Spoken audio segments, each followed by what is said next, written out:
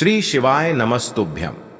हर हर महादेव। दोस्तों, आप सभी लोग जानते हैं कि 18 दिसंबर 2024 यानी बुधवार को पड़ रही है पौष महीने की संकष्टी चतुर्थी। और दोस्तों, ये वो चतुर्थी तिथि है जो पौष मास में पड़ने वाली सबसे बड़ी तिथि है, क्योंकि यह बुधवार के दिन पड़ रही है और इसका बहुत ही बड़ा और विशेष महत्व होता है।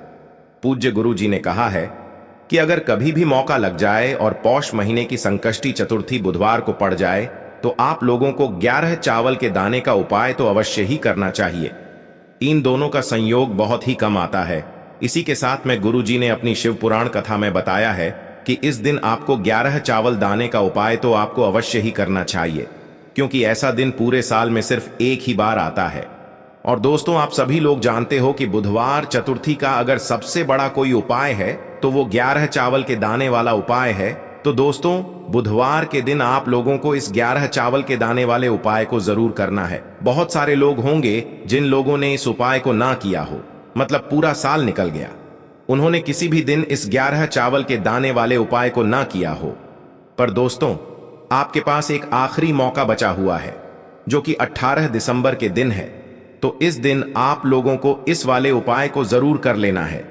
भले ही आपने पूरे महीने भर इस उपाय को ना किया हो, पर अगर आपने इस पौष महीने के बुधवार चतुर्थी के दिन अगर इस वाले उपाय को कर लिया तो आपको इस उपाय को करने का वो फल मिलेगा जिसकी आपने कभी कल्पना भी नहीं करी होगी।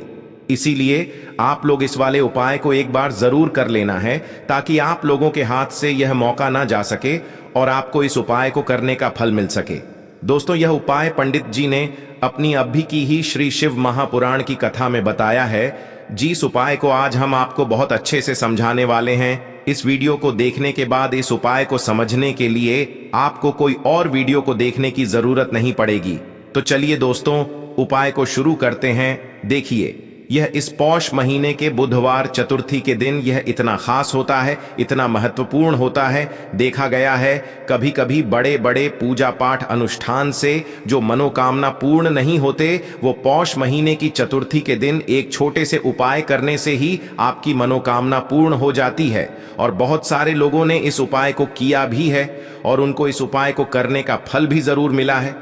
अगर आप लोग भी इस उपाय को करना चाहते हैं तो आप इस उपाय को पहले अच्छे से समझ लेना, सुन लेना, उसके बाद करना। आपको इस उपाय का फल जरूर मिलेगा। और इस उपाय को कर लेने से आपके घर में चाहे किसी भी प्रकार की दुख और समस्या क्यों ना चल रही हो, आपको उसका कारण भी नहीं पता है कि भाई ये समस्या किस कारण से चल रही है, उसका कुछ भी कारण हो सकता है। जैसे पितृदोष हो सकता है या किसी भी तरह का मंगल दोष भी हो सकता है। तो इस दिन आप लोगों को यह वाला उपाय कर लेना है। ये एक ऐसा उपाय है जिस उपाय को अगर किसी विशेष दिन पर किया जाए तो भाई उस विशेष दिन का जो है वह तो हमें मिलता ही मिलता है। पर हमने उस दिन पर इस उपाय को किया है तो हमें उससे भी बड़ा फल मिलता है, और फल बहुत जल्दी मिलता है, क्योंकि आप इस उपाय को बहुत ही बड़े और विशेष दिन पर कर रहे हो।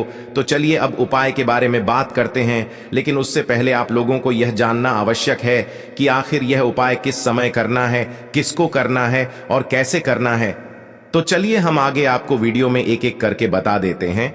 लेकिन उससे पहले अगर आप लोग हमारे चैनल पर पहली बार आए हैं या फिर मेरी आवाज आज पहली बार सुन रहे हैं, तो हमारे चैनल को सब्सक्राइब जरूर कर लेना और इस वीडियो को लाइक करके कमेंट बॉक्स में श्री शिवाय नमस्तुभ्यम ओम नमः शिवाय जरूर टाइप कर देना।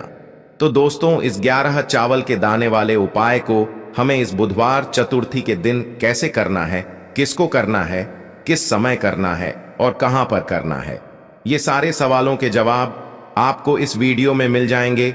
और जो ये वीडियो देखेगा भाई, उसको 11 चावल के दाने वाला उपाय जरूर करना चाहिए, क्योंकि इस दिन एक चावल के दाने का भी बहुत ही बड़ा और विशेष महत्व होता है। और जब बात आ जाए 11 चावल के दाने की, तो ये सोने पे सुहागा वाली बात हो जाती है और ये एक बहुत ही बड़ा उपाय हो जाता है इस बुधवार चतुर्थी का। तो अब दोस्तों, इस 11 चावल के दाने वाले उपाय को आखिर करना किसको है, सबसे पहले हम लोग वो बात जान लेते हैं। तो देखो, घर की जो बड़ी माताएं बहनें होती हैं, उन माताओं बहनों में से कोई भी एक बड़ी माता बहन इस वाले उपाय को कर सकती है। और दोस्तों, अगर आप चाहें तो अपने घर में से सभी सदस्यों को भी इस उपाय को करवा सकते हैं। अगर किसी व्यक्ति की खुद की कोई मनोकामना है, खुद की कोई दुख और परेशानी है जो कि वह अपने लिए ही करना चाहता है, इस वाले उपाय को तो वह खुद अपने लिए भी कर सकता है। बाकी अगर कोई घर में से ऐसा है जो कि अपने पूरे घर परिवार की सुख और शांति के लिए ये वाला उपाय करना चाहता है, तो भाई वह भी कर सकता है, उसमें भी कोई दिक्कत वाली बात नहीं है। कहने का मतलब ये है कि इस उपाय को हर एक सदस्य भी कर सकता है और पूरे घर परिवार के सदस्य के लिए घर की बड़ी माताओं बहनों में से कोई एक माता बहन भी कर सकती है। दोस्तों, अगर आप महादेव के सच्चे भक्त हैं तो छायाजन चैनल को सब्सक्राइब करें, क्योंकि छायाजन चैनल आपको ऐसी ही ज्ञानवर्धक वीडियो देता रहेगा। और कमेंट में हर हर महादेव की जय लिखना न भूलें।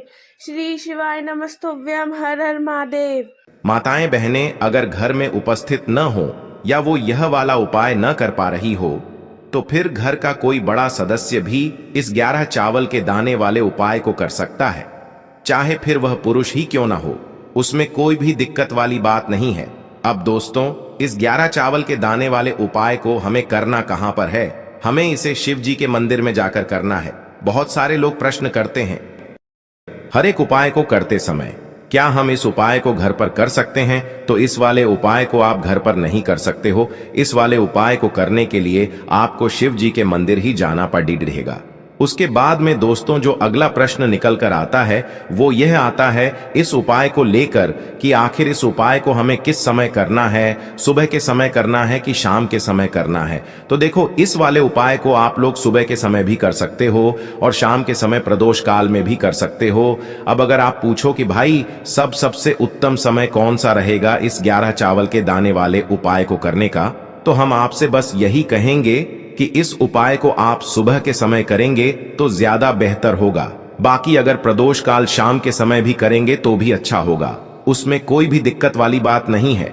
तो अब दोस्तों जो अगली सबसे बड़ी और महत्वपूर्ण बात आती है वो यह आती है कि सुबह अगर हम उपाय को करेंगे तो हमें कितने बजे से लेकर कितने बजे तक के बीच में करना है, और शाम के समय प्रदोष काल में करेंगे तो हमें कितने बजे से लेकर कितने बजे के बीच में करना है। तो देखो, सुबह जितनी जल्दी हो सके आप उपाय को करने की कोशिश करना। बाकी अगर किसी कारणवश लेट भी हो जाओ, थोड़ी देर भी हो जाए, तो 10 या 11 बजे तक भी आप उपाय कर लेना, पर 12 बजे से ज्यादा देरी न हो, ठीक है? इस बात का ध्यान रखना। उसके बाद में दोस्तों अगर शाम के समय प्रदोष काल की बात करें, प्रदोष काल का जो समय है होता है वो शाम के 6 बजे से शुरू हो जाता है। मतलब शाम के 6 बजे से लेकर 7 बजे के बीच का जो समय होता है ये समय प्रदोष काल का समय होता है। पर अभी जो मौसम चल रहा है इस मौसम में जो है शाम बहुत देरी से होती है, तो आप इस उपाय को 7 या 8 बजे के बीच में भी कर सकते हो। मतलब शाम के 6 बजे से रात 8 बजे के बीच में आप कभी भी इस वाले उपाय को कर सकते हो, उसमें कोई भी दिक्कत वाली बात नहीं है। अब दोस्तों यहां पर इस उपाय को लेकर एक और सबसे बड़ी बात यह निकल कर आती है कि इस 11 चावल के दानों को हमें लेना कहां से होता है, और हमें इस उपाय को करने के साथ में क्या और कुछ भी सामग्री ऐसी होती है जो शिव जी के मंदिर लेकर जानी पड़ती है।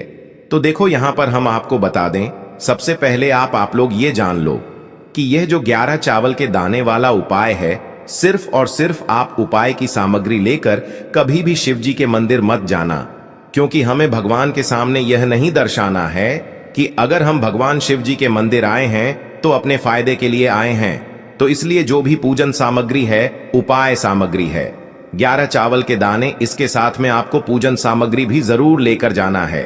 देखो अगर सुबह के समय उपाय कर रहे हो तो सीधी सी बात है, 1 लोटा जल तो आप लेकर जाओगे ही जाओगे। वही 1 लोटा जल अगर मिट्टी का जल हो तो बहुत अच्छा रहेगा। मिट्टी का जल कैसे बनाया जाता है इसके लिए हमने पहले से बहुत सारी वीडियोस बना दी है। आपके पास इस दिन एक आखिरी मौका रहेगा मिट्टी का जल शिव जी पर चढ़ाने का और उपाय को करने का। बहुत बड़ा आपको इस दिन फल मिलेगा। तो इसलिए इस दिन हो सके तो भाई मिट्टी का जल चढ़ाना, तो अपने साथ में कम से कम 1 लोटा जल तो आपको लेकर जाना ही जाना है। अगर मिट्टी का जल नहीं है तो घर का जल भी आप इस्तेमाल कर सकते हो। इसके अलावा जो भी पूजन सामग्री है देखो 11 चावल के दाने ये अलग आपके रहेंगे और जो आपकी पूजन सामग्री रहेगी वो अलग रहेगी। पूजन सामग्री में आप जो भी चीज लेकर जाना चाहे वो लेकर जा सकते हैं, उसमें कोई भी दिक्कत वाली बात नहीं है। वहीं अगर हम बात करें शाम के समय की, तो शाम के समय शिव जी पर जल नहीं चढ़ता है, इसीलिए शाम के समय आप लोग एक दीपक तैयार कर लें जो कि गोल बत्ती का, आटे का, शुद्ध देसी गाय का घी का होगा, है ना। इस बात का आप लोगों को ध्यान रखना है और इस दीपक को आपको घर से जलाकर नहीं लेकर जाना है, भगवान शिव जी के मंदिर में जाकर ही जलाना है। इस बात का भी आप लोगों को ध्यान रखना है। अब दोस्तों यहां पर हमें इस बात को समझना है कि यह 11 चावल के दाने हमें लेना कहां से है। क्या हमें दुकान से लेकर आना है या हमें अपने घर से लेना है या कहां से लेकर आना है और कौन से चावल लेना है, क्योंकि चावल भी बहुत प्रकार के होते हैं। तो देखो इन सभी सवालों के जवाब आप लोग एक बात में सुन लो कि भाई ये जो उपाय है, इस उपाय में आपको ये नहीं देखना है कि भाई कौन से चावल है कौन से चावल नहीं है। बस जो भी चावल ले रहे हो वो चावल का दाना सबूत होना चाहिए, मतलब साबुत होना चाहिए, टूटा हुआ नहीं होना चाहिए, कटा पिटा नहीं होना चाहिए। ये बात आपको ध्यान रखना है। बाकी आपका चावल बासमती हो या सादा चावल हो या कोई सा भी चावल हो, उसमें कोई भी दिक्कत वाली बात नहीं है। तो सीधी सी बात है कि आपके घर के रसोई घर में जहां पर आप भोजन बनाते हो, वहां पर जो भी चावल आपके उपस्थित हो, उन चावलों में से अपनी एक कटोरी भर लेना या एक मुट्ठी चावल अलग से निकाल कर रख लेना, क्योंकि हम 11 चावल ही यहाँ पर इस उपाय में लेने वाले हैं, तो हमें यह चावल के दाने गिनकर निकालने पर डढ़ेंगे। इस बात का आप लोगों को ध्यान रखना है। तो अपने उस चावल की कटोरी में से या चावल में से 11 ऐसे चावल के दाने आप लोग निकाल लो जो कि टूटे हुए ना हो, कटे पिटे ना हो, जिनमें कोई दाग ना लगा हुआ हो, है ना। अच्छे साबुत चावल के दाने 11 दाने आप लोग निकाल कर रख लो और इन्हें किसी भी एक कागज की पुड़िया में या किसी एक छोटी सी कटोरी में आप लोग रख लो, ताकि यह सुरक्षित रहे। आपके एक भी चावल का दाना इधर उधर ना हो और आपका उपाय भी पूरा अच्छे से हो जाए। तो भाई जैसे ही आपका उपाय की जो सामग्री है 11 चावल के दाने ये तैयार हो जाते हैं, उसके बाद मैं आपको जो भी अपनी पूजन सामग्री है सुबह के समय कर रहे हो, तो एक लोटा जल या पूजन सामग्री जो लेकर जाना चाहो उसकी भी तैयारी कर लेना। और शाम के समय जा रहे हो तो भाई अपना जो दीपक है उसे तैयार कर लेना, ठीक है। और उपाय को करते समय शुद्धता का विशेष रूप से ध्यान रखना, ठीक है। सुबह सुबह स्नान करने के बाद ही उपाय को करने की आप लोग तैयारी करना। उसके बाद अगर शाम के समय की बात करें तो शाम के समय आपको स्नान करने की जरूरत नहीं है, पर शुद्धता का ध्यान रखना है। आपको स्नान तो नहीं करेंगे, आप हाथ मुंह धोकर भी इस वाले उपाय को शाम के समय प्रदोष काल में कर सकते हैं, इसमें कोई दिक्कत वाली बात नहीं है। तो आप अपने उपाय की पूरी सामग्री तैयार करके आपके पास ही में जो आपका शिव मंदिर हो वहां पर पहुंच जाइए। सबसे पहले शिव मंदिर में जाकर आप लोगों को उपाय नहीं करना है, पहले भगवान के दर्शन करना है, भगवान से आशीर्वाद प्राप्त करना है, फिर शिव जी की शिवलिंग के पास में आना है। शिवलिंग के पास में आने के बाद आप जो पूजन सामग्री लेकर आए हुए हैं, जैसे कि सुबह गए हुए होंगे तो एक लोटा जल और जो भी पूजन सामग्री लेकर आए हैं आप उनसे भगवान शिव जी की पूजन कीजिए। सबसे पहले तो एक लोटा जल ही चढ़ेगा, उसके बाद में आपकी पूजन सामग्री चढ़ेगी।